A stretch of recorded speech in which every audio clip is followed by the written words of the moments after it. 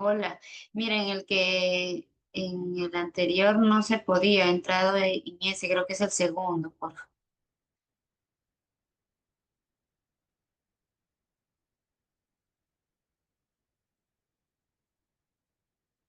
Hola chicos, buenas noches, ¿me pueden escuchar? Doctora, buenas noches. ¿Qué tal? Por ahí comunícale a tus amiguitos que es les había creo escrito el primero, pero es el segundo,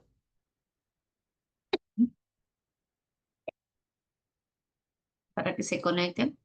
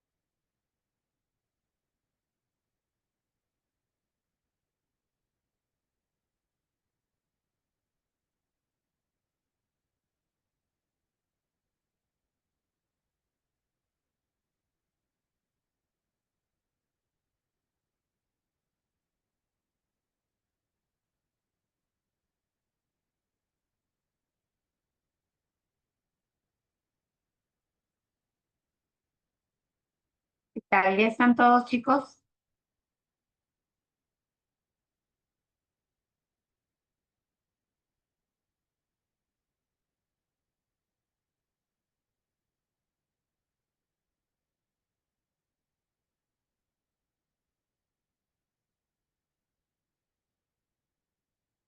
¿Pueden visualizar la presentación?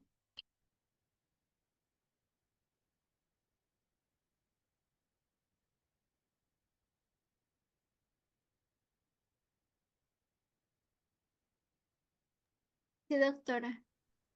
Ya, perfecto.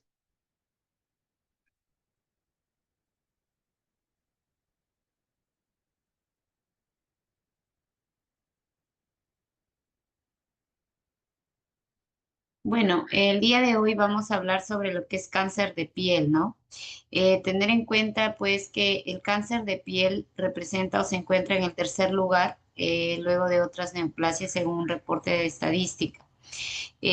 Básicamente, el cáncer de piel se va a dividir en dos grandes grupos: el cáncer de piel no melanoma y el melanoma, ¿no? ¿Por qué se dividen o se hace esa división? Porque generalmente pues el melanoma es un cáncer de piel agresivo, ¿no?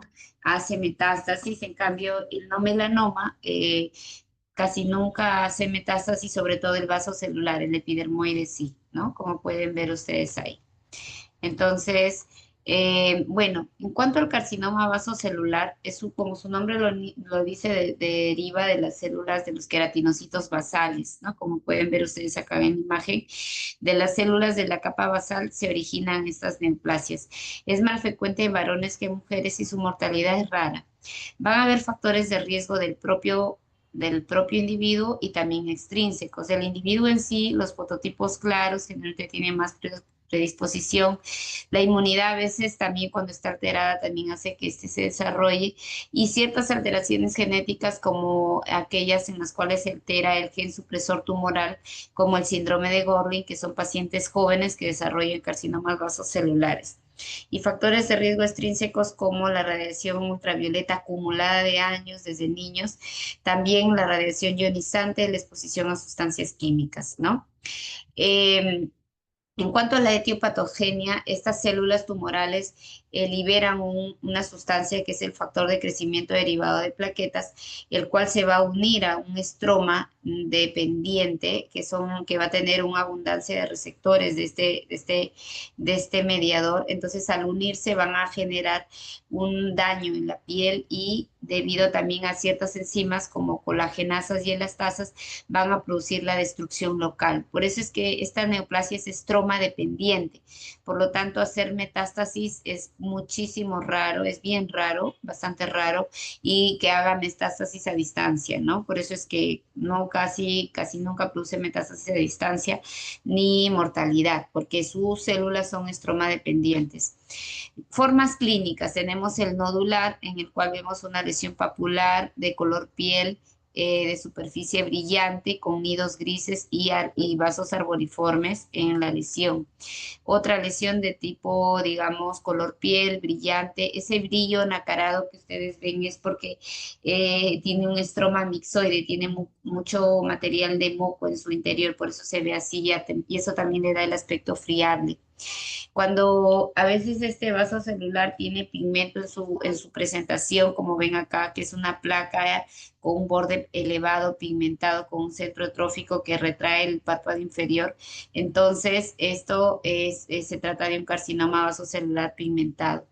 Y muchas veces este crece en tamaño, como ya les dije, tiene una gran destrucción local y generalmente crecen tan lento que a veces los pacientes se confían y no acuden a una etapa temprana para cirugía. Por ejemplo, este paciente tiene un tiempo de evolución de 10 años, ¿no? Y esta otra paciente de 20 años. Por eso es que vemos tanto tiempo de evolución porque generalmente aparece un puntito chiquito, pero como el paciente a veces están usando polivalentes o a veces piensan que de repente no va a crecer, le ponen hierbitas, todo y al final no aumenta aparentemente de tamaño, pero va haciéndolo muy lento y el paciente se confía, pero al final les produce gran destrucción local. Cuando esta lesión nodular crece y se ulcera, se llama vasocelular ulcerado. Como ustedes ven acá, son úlceras con bordes elevados, pero ven ese tono brillante en la úlcera, ¿no? Que es lo característico del vaso celular.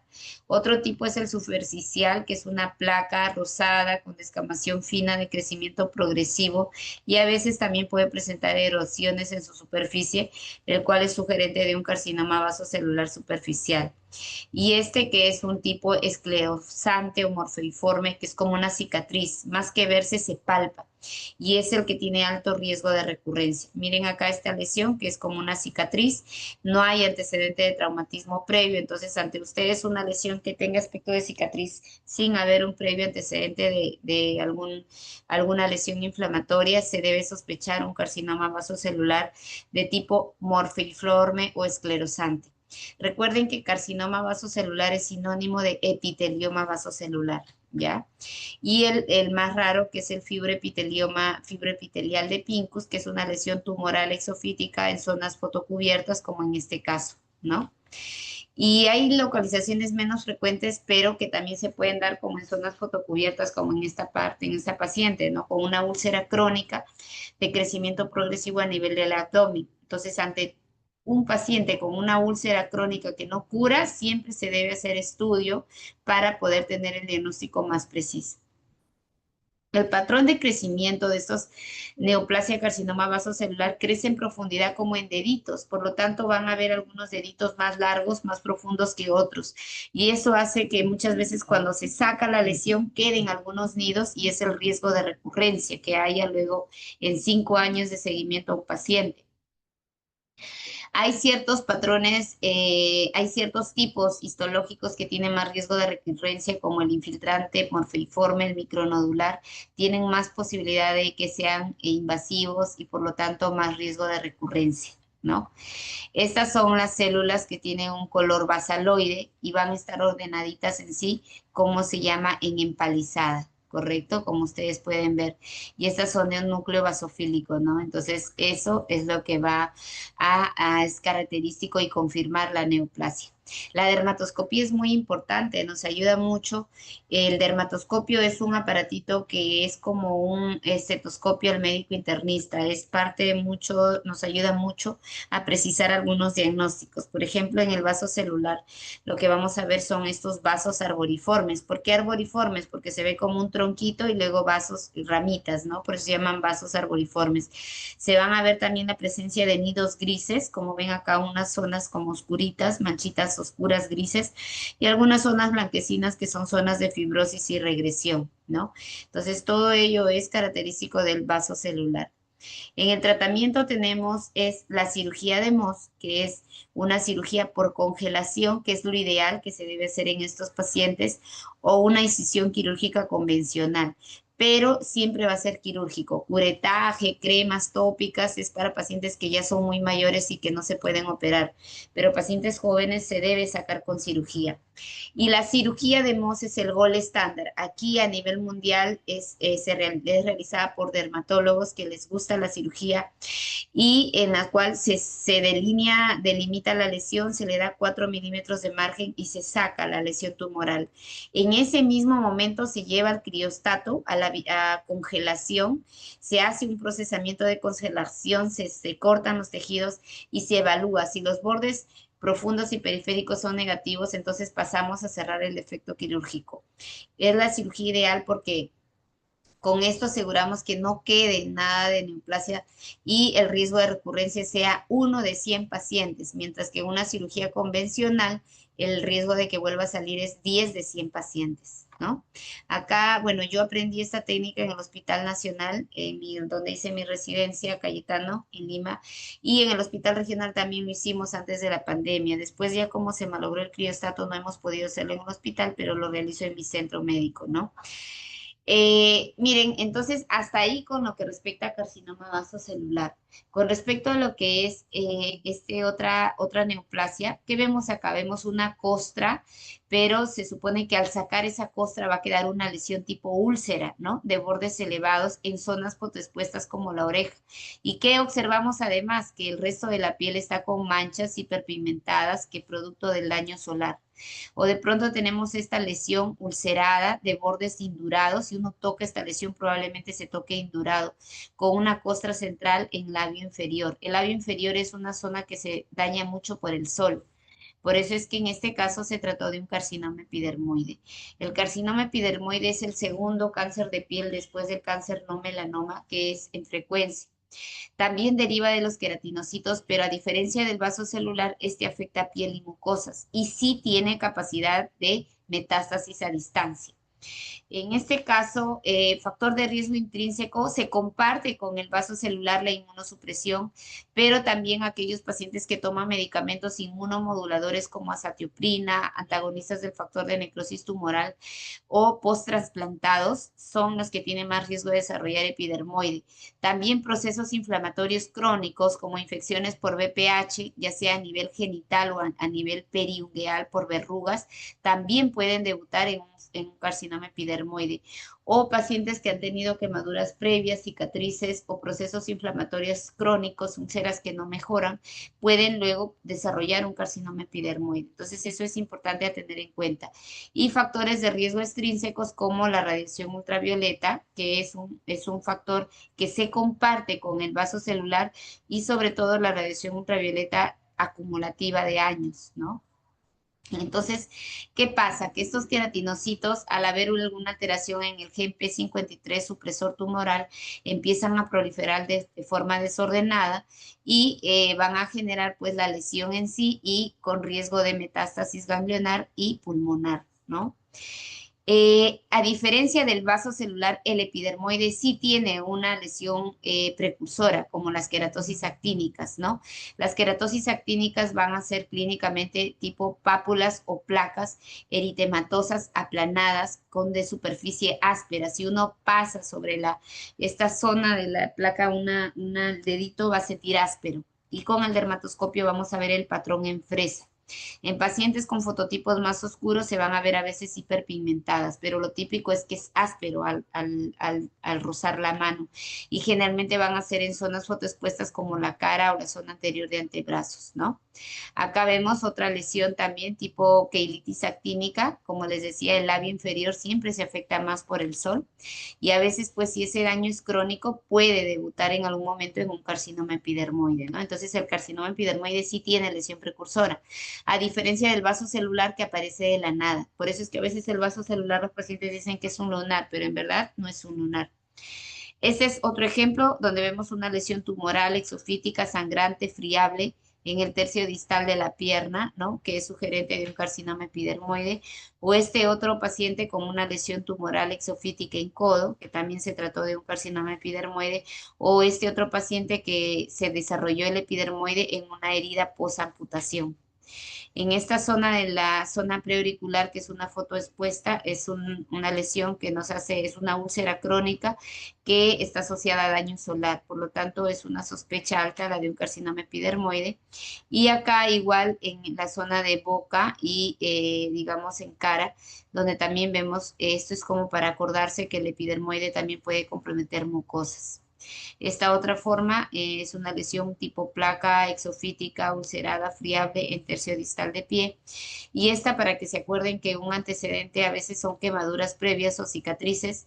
Y en esta imagen de la derecha es que es un carcinoma epidermoide en pene asociado a BPH, ¿no? Verrugas que no son tratadas a tiempos pueden debutar en un epidermoide. Y esa es otra variante que también es una lesión tumoral exofítica sangrante. Esta otra a nivel interglúteo, que es un condiloma gigante de Buschke-Lowenstein que está asociado a BPH. También existe el carcinoma epidermoide in situ, es decir, que este crece como una plaquita, como el vaso celular superficial, pero este va creciendo, creciendo progresivamente en extensión, pero no en profundidad. A esto se le llama un carcinoma epidermoide in situ o enfermedad de Bowen, ¿no? Como ven, es una placa que va creciendo progresivamente y cuando esta lesión se va a dar a nivel genital se llama eritroplasia de Queyrat, ¿no? También otra variante del carcinoma epidermoide es el queratoacantoma, que es una lesión nodular con un centro crateriforme costroso de crecimiento rápido y progresivo, en este caso en zonas fotoexpuestas. En el diagnóstico histopatológico vemos que hay la presencia de estos queratinocitos, de citoplasma rosado, células basofílicas con un alto índice mitótico que confirma el diagnóstico de un carcinoma epidermoide. Y a la dermatoscopía vamos a ver la presencia, ustedes ven acá como una simple plaquita o pápula eritematosa rosada, pero cuando miramos con el dermatoscopio vemos que hay estos vasos glomeruliformes que nos confirman el diagnóstico presuntivo de una enfermedad de Bowen, ¿no? El tratamiento es quirúrgico, básicamente, pero como en este caso si hay riesgo de metástasis ganglionar o pulmonar, siempre también se hace estadiaje y según eso se ve si es necesario además complementar con quimio radio, ¿no? Miren, entonces hasta ahí hemos visto el no melanoma. Ahora vamos a ver el melanoma. ¿Cómo definimos esta lesión aplicando el ABCD? Es una mancha hiperpigmentada de bordes, bueno, si trazo una cruz voy a ver que los cuadrantes son distintos, es decir, es asimétrica. Si veo los bordes son un poquito irregulares. Si veo el color es un poco heterogéneo, más oscuro, más claro.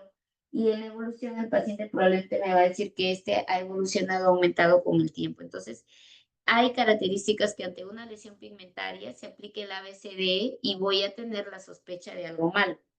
Esta es otra lesión pigmentada en la cara, es una mancha hiperpigmentada, bordes irregulares, colores heterogéneos, crecimiento progresivo. Y esta otra en la planta del pie, lo que nos hace ver que el melanoma no siempre todos los tipos están asociados a fotoexposición. El melanoma acral no está asociado, es más, está asociado más a traumas y una predisposición genética. Esto nos hace ver que también es importante siempre que nos revisemos, tanto nosotros como nuestros pacientes, las palmas y las plantas, porque a veces ahí también puede ser el debut de un melanoma, ¿no? Acá vemos, a veces el paciente piensa que es un hongo de uña o que es una herida postraumática, pero en verdad ese es un melanoma de uña, ¿no? Acá vemos también en el dedo, ¿no? Del pie. Entonces, estas son imágenes sugerentes de un melanoma. Los melanomas derivan de los melanocitos, como su nombre lo dice. El 95% aparecen en la piel y el 5% a nivel de las mucosas. Tener en cuenta que si bien representan el 4% de las neoplasias de piel, representan el 80% de mortalidad. Por eso es que el melanoma sí hay que detectarlo bastante precozmente. Y tener en cuenta que el 80% salen de la nada y el 20% en algunos casos está asociado a lunares previos.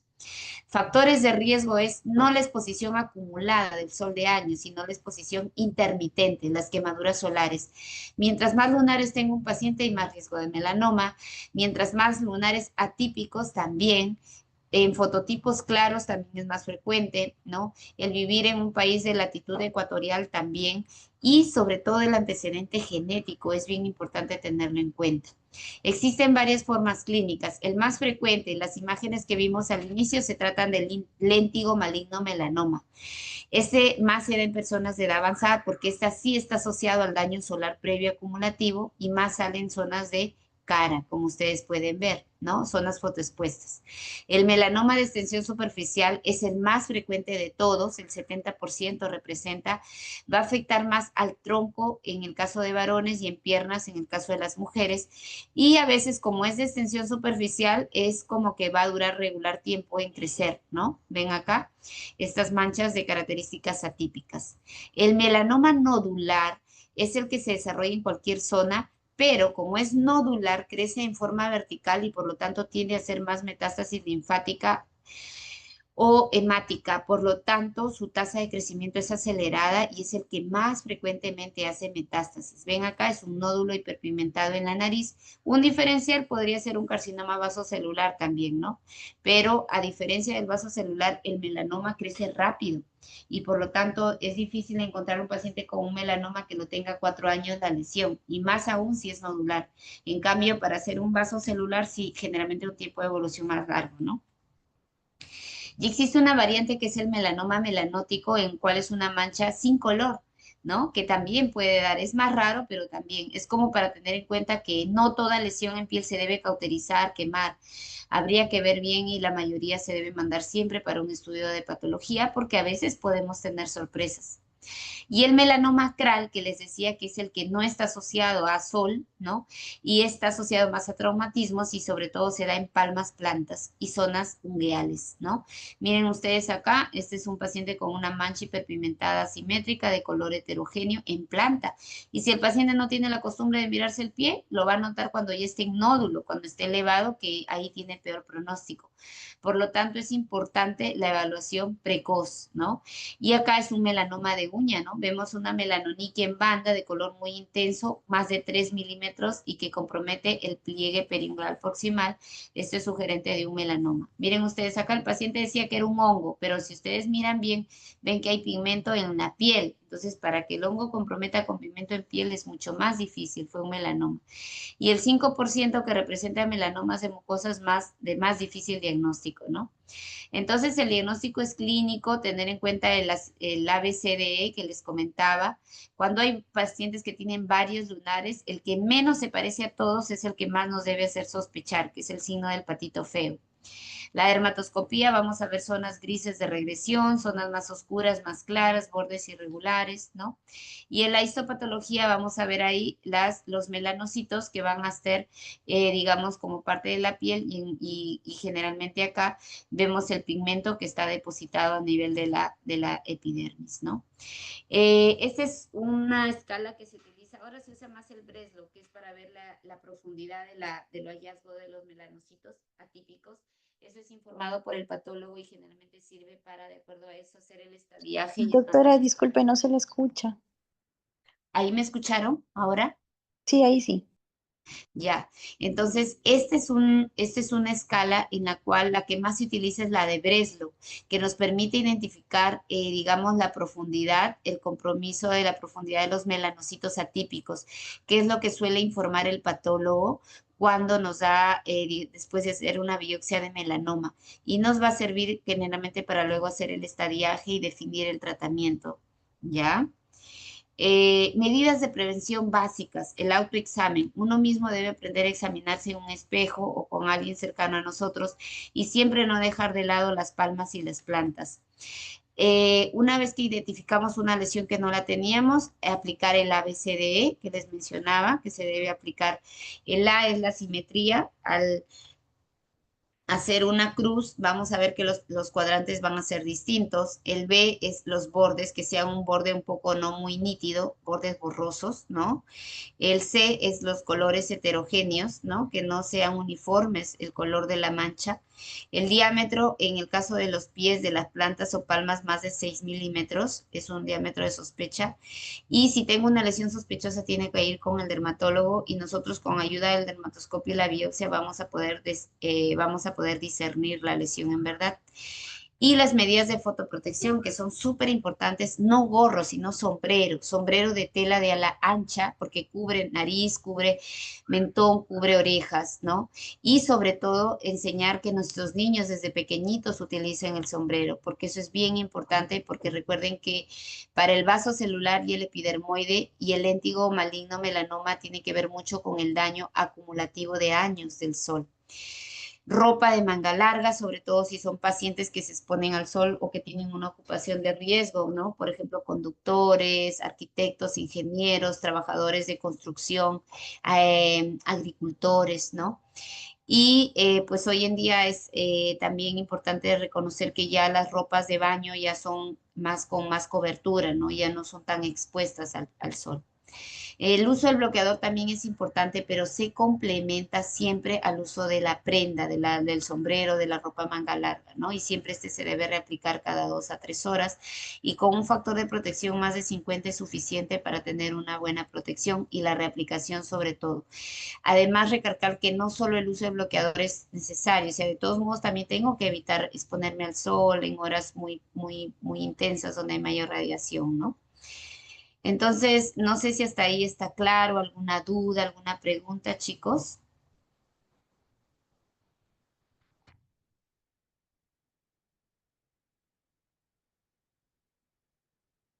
Algo que no les Doctora, quede. una Ah, consulta. O sea, hay lesiones malignas que se parecen bastante, por ejemplo, a una queratosis actínica, una queratitis. Tendría que ver también, evaluar la anamnesis del paciente, ¿no? O sea, de una edad avanzada, que haya estado expuesto muchos años al sol, y eso también me podría ayudar a guiarme.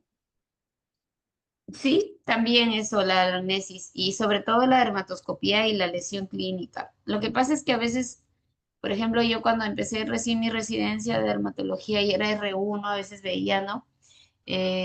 Cómo es que el doctor decía, esto sí va para biopsia, esto no para biopsia, esto es queratosis seborreica, es queratosis actínica. Entonces, por ahí yo decía, bueno, yo tendré que biopsiar a todo, porque en verdad todavía me sentía que no podía distinguir entre uno y otro, ¿no? Pero en verdad, conforme ya uno vas haciendo la especialidad y el ojo clínico se va afianzando, el ver todos los días los casos, el formarse en especialidad también te hace tener la presunción diagnóstica, ¿no?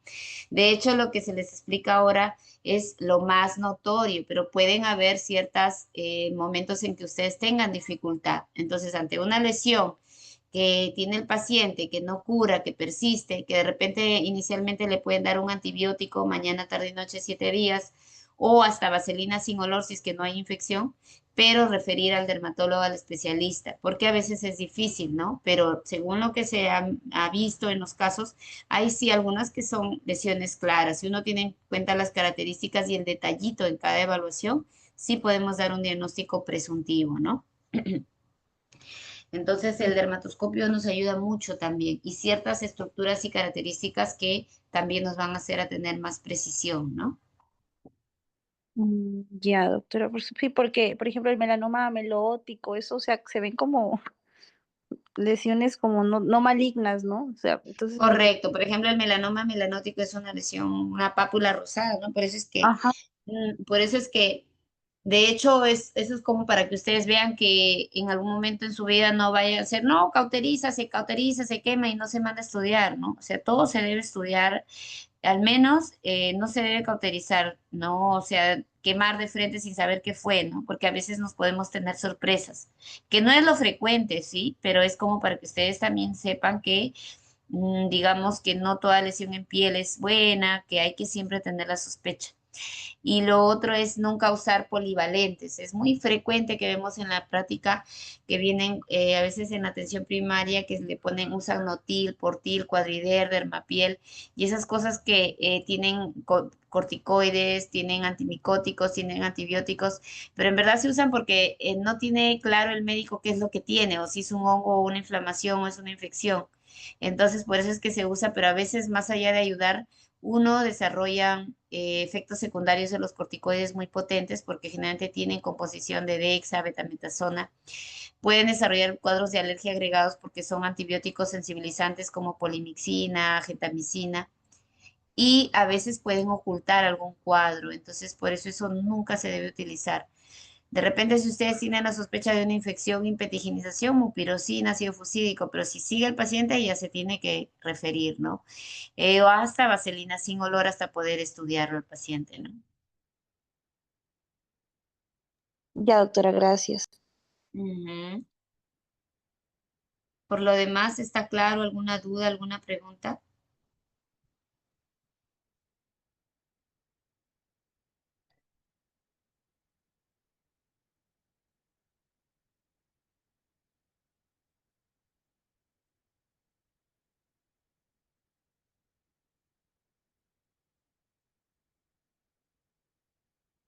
Bueno, chicos, si todo está claro y no hay ninguna duda ni pregunta, damos por finalizada la clase de hoy. ¿Estamos de acuerdo? Sí, doctora. Listo, chicos, que les vaya bien, revisen, cuídense, un besito, hasta luego.